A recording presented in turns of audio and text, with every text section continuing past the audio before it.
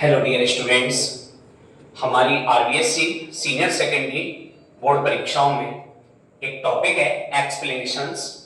Explanations means व्याख्याएं होता है। ये हमारी बोर्ड परीक्षा में ये टॉपिक क्वेश्चन नंबर 13 पर आता है।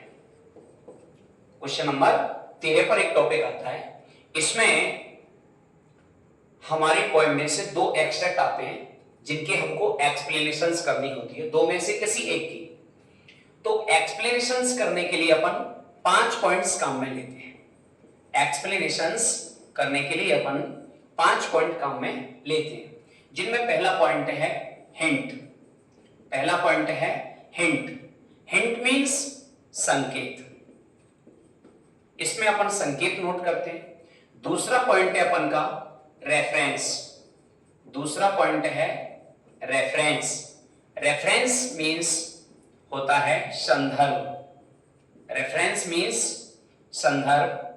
तीसरा पॉइंट है कॉन्टेक्स्ट। कॉन्टेक्स्ट इसमें अपन लिखते हैं प्रश्न। कॉन्टेक्स्ट में लिखते हैं अपन प्रश्न।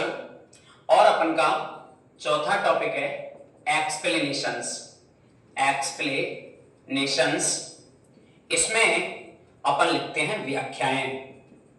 इसमें अपन लिखते हैं व्याख्याएं। उसके बाद पांचवा पॉइंट है, इसका मतलब है critical comments. Critical comments. Critical comments में लिखते हैं अपन आलोचनात्मक टिप्पणी। आलोचनात्मक टिप्पणी। जो भी एक्सप्लेनेशंस है उसके बारे में आलोचनात्मक टिप्पणी लिखते हैं। तो एक्सप्लेनेशंस करने के लिए अपन 5 पॉइंट्स काम में लेंगे। Hint, reference, context, explanation, critical comments. Hint में जो एक्सट्रैक्ट आता है उसके शुरू के 2 शब्द लिखेंगे और अंतिम शब्द। जैसे अपन कोई एक्सट्रैक्ट दे रखा है, मान के चलिए अपन की कोई पोएम है माय मदर एट 66 या कीपिंग क्वाइट, जो भी है उसका अपन पहला पॉइंट डालेंगे जैसे हिंट। और हिंट में कोई भी पोएम है उसके शुरू के शब्द लिख दो। जो एक्सट्रैक्ट है उस एक्सट्रैक्ट का शुरू के 2 शब्द, शुरू के 2 शब्द और डॉट डॉट डॉट डॉट करके जो अंतिम शब्द है एक्सट्रैक्ट का वो लिख देते हैं, है ना। अंतिम शब्द लिख देते हैं। दूसरा पॉइंट आता है अपन का रेफरेंस। रेफरेंस में क्या करेंगे? रेफरेंस में आप लिख सकते हो these lines have been taken from the poem. Poem का नाम, इट इज कंपोज्ड बाय, कवि का नाम। अपन कोई भी है, जैसे कोई कविता आई है माय मदर एट 66 से, तो अपन लिखेंगे these lines have been taken. These lines have been taken from the poem.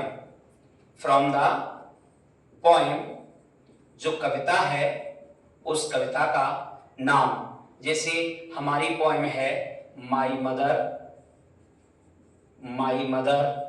Eight 66।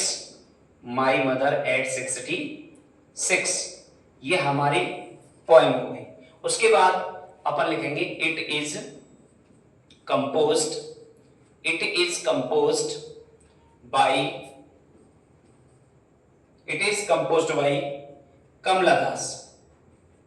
कमला दास। अपन की जो कवित्री है कमला दास।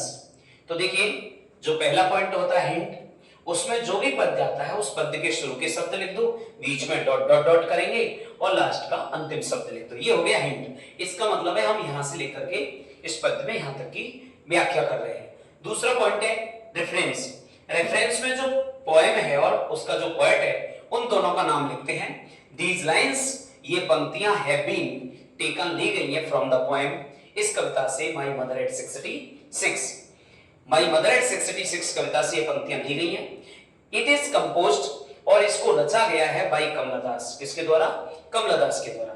तीसरा पॉइंट अपन बनाएंगे कॉन्टेक्स्ट। कॉन्टेक्स्ट में अपन लिखेंगे इन पंक्तियों में कवि क्या बताना चाहता है। तो आप लिख सकते हो in these lines the poet wants to tell us that उसके बाद में जो भी उसमें प्रसंग जिस चीज पर फोकस किया गया है उसके बारे में अपन लिखेंगे। उसके बाद चौथा पॉइंट है एक्सप्लेनेशंस। चौथा पॉइंट है एक्सप्लेनेशंस। इसमें आप लिख सकते हो द पोएट सेज